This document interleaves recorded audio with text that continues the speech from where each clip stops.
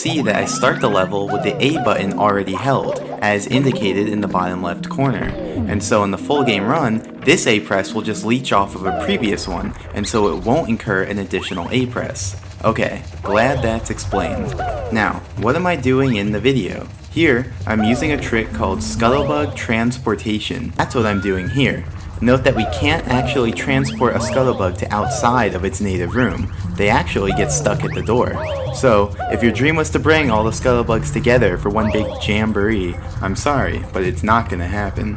Also worth noting is that Scuttlebugs will actually disappear if they walk into a wall while too far below their current home. So I do have to be careful to avoid that. It's pretty weird if you've never seen it before, but I'm pretty sure they did it so that if a Scuttlebug jumps into a hole, it wouldn't just walk around down there. Anyway, I'm transporting the Scuttlebug to the corner right below the Watch for Rolling Rockstar, because next I do a trick called Scuttlebug Raising. So that's what I do here, and I have a second screen to show it from the Scuttlebug's perspective. Fortunately, the Scuttlebug's radius isn't a sphere, but a cylinder that extends up and down infinitely. So really, no matter how high the Scuttlebug gets, we can continue to enter its area to activate its lunges and move it upwards. There's no limit to how high we can raise it. Now, it's worth noting that I only activate the Scuttlebug while I'm not inside its radius, so the Scuttlebug will always lunge towards its home and not towards Mario. This causes the Scuttlebug to effectively travel straight up above its home, but alternatively, I could have activated the Scuttlebug while inside of its radius, and in that case, the Scuttlebug would always lunge towards Mario instead of towards its home. So it would actually make its way towards the door and then travel straight up from there.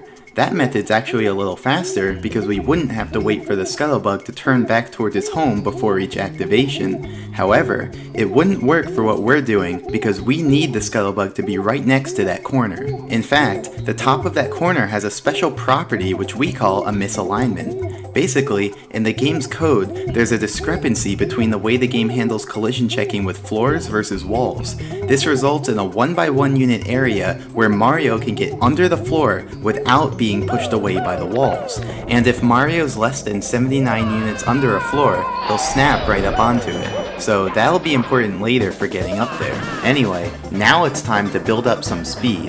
And I mean a lot of speed. So to get that speed, we're going to use a trick called hyperspeed walking. So now I do just that. Open the gate, use the ceiling of the gate to build up some speed, and then redirect my angle out of bounds to build up the rest. Now, you're probably wondering what I'm going to need all this speed for. After all, I do build up speed for 12 hours. But to answer that, we need to talk about parallel universes. Zoom the main video and watch the PU movement. So, as I explained earlier, I navigate up the path from the lake using the 6 triangles I isolated, and I've marked them in the relative map so you can follow along. So basically, I get onto a triangle, let my speed drop until I'm around the sinking speed for that triangle slope, then navigate uphill on the triangle, and then move to the next triangle.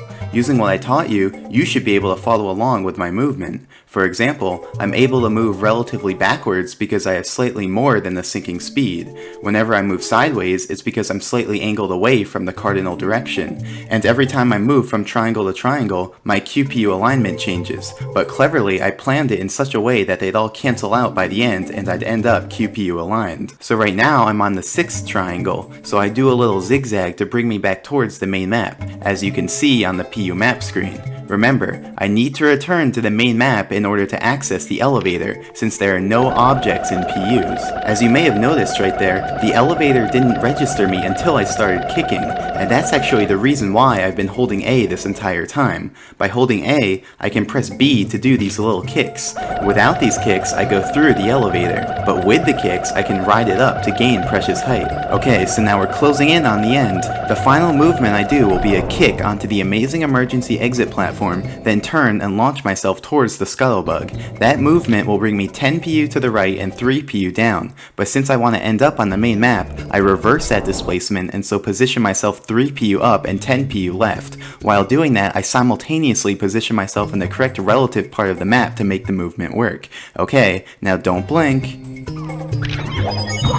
And there we go. By bouncing on the Scuttlerbug and ground pounding in the misalignment, I achieved just enough height to get onto the Rolling Rocks platform. Here, I show an abridged version of the Scuttlebug raising, in case earlier's viewing was too choppy to follow. As you can see, the Scuttlebug moves back and forth above its home. At the end, you can see I do 2 special raisings purely to move him sideways and closer to the corner, since he ended up being too far away for the bounce to work. And here, I show an alternate angle of the final PU movement. The Scuttlebug actually became active once I entered the PU version of this room, so I really only had a handful of frames to get over here before he fell too far. And there you have it. Watch for Rolling Rocks done in 0.5